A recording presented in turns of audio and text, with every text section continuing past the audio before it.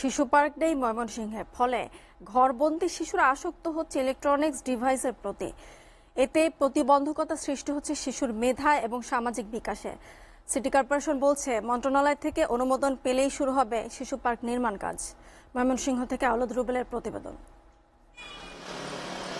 ময়মনসিংহে নারী পুরুষ ও শিশুদের বিনোদনের একমাত্র জায়গা জয়নুল পার্ক।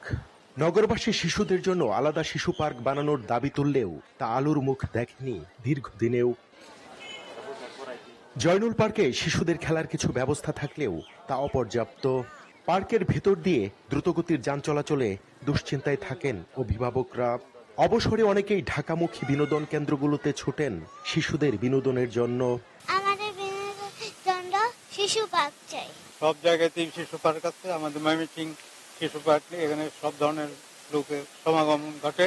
বাচ্চারা কোথায় খেলবে, খেলার মতন কোনো জায়গা নাই। বাচ্চারা খেলার জন্য এখানে জরুরি ভিত্তিতে একটা শিশু পার্কের প্রয়োজন। ইলেকট্রনিক্স ডিভাইসের প্রতি আসক্ত হয়ে শিশুদের বিকাশ যেন বাধাগ্রস্ত না হয়, তার জন্য সিটি কর্পোরেশনের প্রতিটি ওয়ার্ডে একটি শিশু পার্ক নির্মাণের দাবি জানান নাগরিক নেতারা।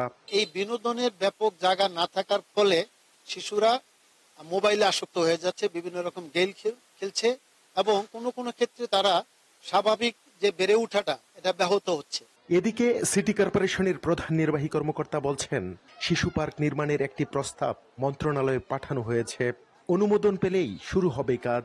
শিশু পার্কের বিষয়টা এটি মন্ত্রণালয়ে প্রস্তাব আকারে আছে, তো ওই সরকার তো এটা অনুমোদন দিয়ে যেতে পারে নাই, তখন বিভিন্ন কারণে অর্থনৈতিক কিছু তুচ্ছতা সাধনের বিষয় ছিল। এখন দেখি নতুন সরকার আসছে, আমরা এটি মন্ত্রণালয়ের আদেশে যদি আমরা করতে পারি।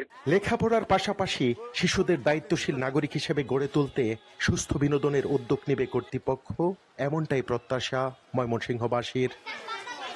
আওলাদ রুবেল, এসএ টিভি, ময়মনসিংহ।